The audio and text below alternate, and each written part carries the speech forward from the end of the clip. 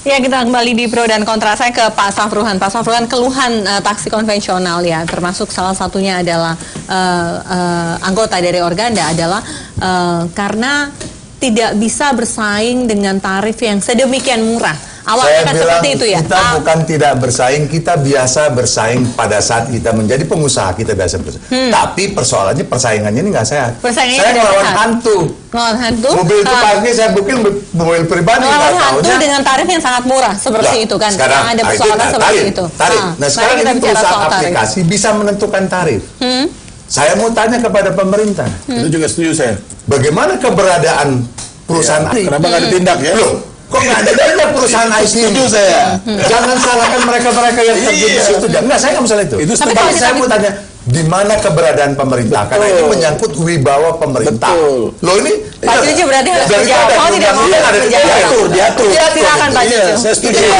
Jadi substansi yang dibicarakan teman-teman ini adalah seluruh substansi yang masuk ke dalam ranah putusan MA. Dari awal saya sudah menjelaskan Kemenhub itu tidak adalah posisi materi PM. Iya, materi PM ya, itu kalau saya dari tadi tidak akan mengomentari pernyataan yang disampaikan. Kenapa? Kalau saya masuk berarti saya sudah melakukan judgement atau katakanlah semacam saya bicara itu bicara tarif. Iya. Ini sebelum PM digodok dari tahun 2014 pertama namanya perusahaan aplikasi ini masuk, baru namanya Uber. Saya udah bicara tentang tarif. Kok bisa Uber menentukan tarif sendiri? Terus pemerintah mau diapa? Ini kan sama juga nabok pemerintah. Betul. Sementara kita pengusaha angkutan umum yang resmi, tarifnya diatur. Oke. Operasional ada ketidakadilan operasional menurut kita Anda saja diatur. Benarkah ada ketidakadilan dari sisi itu? Bukan itu kesempatan harga ketika kita melakukan klik gitu. Itu makanya saya bilang sejak awal tadi ya, harusnya pemerintah tuh kalau memang sudah diatur jalankan. Jangan udah diatur didiamkan. Yang belum diatur ngatur gitu loh. Ini nggak adil gitu loh. Saya juga katakan, loh, perusahaan aplikasi kan bukan perusahaan angkutan umum. Aturannya jelas, harus badan hukum. Pak Musa silakan membela diri, Pak Musa. Tapi kok di berapa? Persoalannya 3 tahun sama Musa. 3 tahun persoalannya bukan sama dia kan pelaku. Iya. Ini persoalan regulasi 3 tahun perusahaan aplikasi. 3 tahun nggak ditegakkan gitu loh. Ya kan? Kan berarti ini sebetulnya di PM 26 yang benar legal dihajar di PM 26 berusaha diatur dengan adanya tarif bawah dan tarif atas. Itu sebetulnya Pak Cucu apakah sudah diterapkan? Seperti apa sih tarif bawah dan seperti apa tarif atas itu? Ya, sebenarnya di dalam PM 26 itu prosesnya panjang, Pak. Penyusunan PM 26 itu melibatkan para ahli, akademisi, kemudian melibatkan berbagai macam kalangan ya. Pokoknya sudah pertemuan dengan pelaku taksi reguler dengan online segala macam juga pertemuan kita. Jadi para pelaku taksi reguler dan taksi online itulah yang sudah sebenarnya itu yang meminta kepada kita tuh, kepada pemerintah itu untuk melakukan sebuah pengaturan baik terhadap kuota, terhadap tarif dan lain sebagainya. Itu tuh mereka itu tuh udah benar-benar kita mengakomodir aspirasi dari segala macam lapisan. Jadi PM 26 itu kita benar-benar sebuah isinya ya, substansinya sudah ada beberapa orang yang tidak diajak berbicara sepertinya. Itu ya. Nah, tertarik dengan hal itu, maka dalam kesempatan ini juga maka hal yang Kemenhub yang sangat penting sekarang ini dalam masa katakanlah sampai dengan 3 bulan ke depan ini, mari para pihak untuk tetap menjaga situasi dalam keadaan kondusif terus semua. Ada juga konkret ini. Pak Cucu dari tadi tidak menjawab pertanyaan saya seperti itu. Sekarang ada juga yang konkret ya, saya mau sampaikan. Saya ingin tahu tarif bawah sama dan tarif atas itu sudah berlaku tidak bagi online dan bagi taksi konvensional? Kalau konvensional sudah. Jadi kalau kita kalau online belum. Oke. Kalau tarif nih bicara tarif, sebenarnya kan kalau yang taksi reguler nih meter, kan kalau pada jam-jam sibuk justru dia itu lebih murah. Kalau jam sibuk nih bicara karena flat ya. Justru lebih diuntungkan kalau dibilang apple to apple ketika jam kan banyak penumpang itu adanya kan dari peak hour, pagi 4 jam, sore 4 jam. Justru pada waktu jam yang rame itu mereka lebih diuntungkan karena tarif mereka daripada taksi online. Flat. Nah, cuman kan permasalahan nih. Kan saya pernah taksimeter juga bawa. Teman-teman itu kadang-kadang pas jamnya rame, dia nggak ke tengah. Sedangkan kalau penumpang rame kan taksi online dia bisa manggil. Nah, tapi kan sekarang secara fair yang taksimeter juga udah gabung kan ke aplikasi, betul nggak Pak?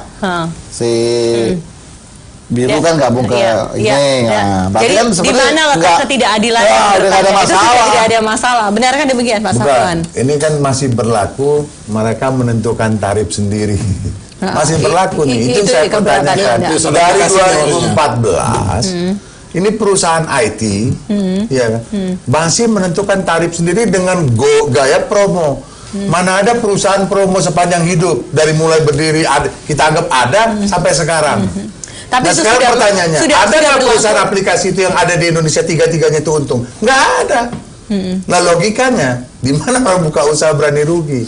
That's something wrong. Ada apa itu? Apa yang Anda baca? Ya saya nggak bisa bicara di forum ini.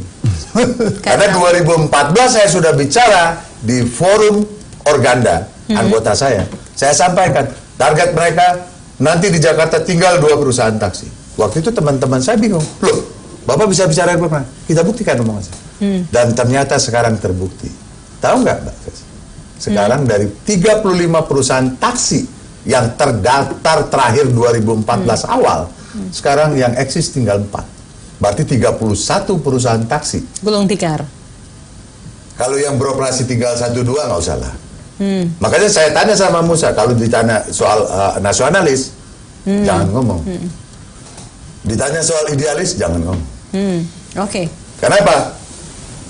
Tiga perusahaan aplikasi ini adalah semuanya perusahaan asing.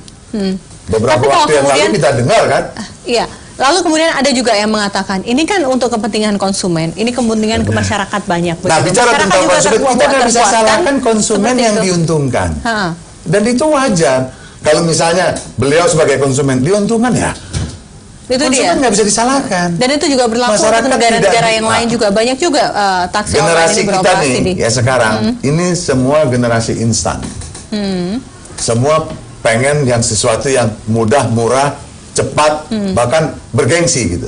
Ya kan kalau saya naik taksi yang pakai aplikasi kan beberapa macam merek. Pas dapat yang murah, saya datang misalnya ke tempat, dia bilang, lu ganti-ganti mobil ya, gua ganti-ganti supir juga kan begitu gaya. Di Singapura nih yang angkutan umumnya established, benar-benar jalan dengan benar, itu kan nggak bermasalah tuh. Kenapa? Pertama nih taksi. Kalau lu ngomong Singapura itu jumlahnya dibatasin loh. Bukan, maksudnya gini nih Pak, contoh nih taksimeter reguler, kan saya pernah narik taksimeter kan. Permasalahan teman-teman dari awal tuh saya selalu ngomong, ketika teman-teman sudah membatasi diri nih dengan satu merek nih, misalkan di Plaza Indonesia, satu merek, mesti merek ini yang boleh mangkal. Nah itu sebenarnya bahaya. Dan awal saya udah ngomong itu bahaya. Kenapa? Ketika ada kebutuhan konsumen, lagi belum ada, online baru mau mulai. Saya bilang ketika konsumennya sudah butuh banyak, sementara yang satu merek ini nggak bisa memenuhi, kan akhirnya konsumen yang terbengkalai kan. Nah peluang itu yang dimasuki sama online. Orang online bisa mesen. Itu kan kendaraannya lebih banyak, ada alternatif. Sementara kalau mau jujur, sebenarnya orang begitu mau keluar ke mall mendingan naik taksimeter dong. Kalau mau fair, karena tersedia langsung, ya kan? Tapi sekarang kan karena harganya ketika jam peak hour nih, juga tidak tersedia juga. Di pangkalan nggak ada, dan yang mobil di luar ada nih, mereknya lain nggak boleh masuk, permasalahan nih. Nah kalau sebenarnya mau fair, diatur itu aja teman-teman semua kan. Teman-teman saya juga yang narik taksimeter, sahabat-sahabat kita juga, dia tahu-tahu nggak bisa masuk, sementara penumpang banyak. Nah, sebenarnya yang salah siapa, betul nggak? Fairnya dong. Coba kalau kayak di Singapura, taksi semua yang diberikan izin itu taksi yang udah qualified. Ketika dia dikasih izin nih, perusahaan taksi qualified, berarti dia taksi bisa masuk di mana aja. Jadi first in first out, siapa yang duluan masuk, dia ngangkut penumpang. Nggak boleh lagi ada namanya rejim-rejim pangkalan itu. Baiklah, kita harus membela. Kita harus break. Nanti kita juga akan bahas soal masalah kesejahteraan. Kenapa marak sekali taksi online ini? Karena ketika taksi konvensional yang sejahtera itu hanya pengusahanya, pemilik taksinya. Ketika kemudian marak taksi online, para supir-supir taksi ini juga menjadi sejahtera. Nanti silakan disangkal deh Pak, kalau tidak sesuai. Nanti buat tunjukin Kita akan kembali sesaat lagi, tetaplah bersama kami.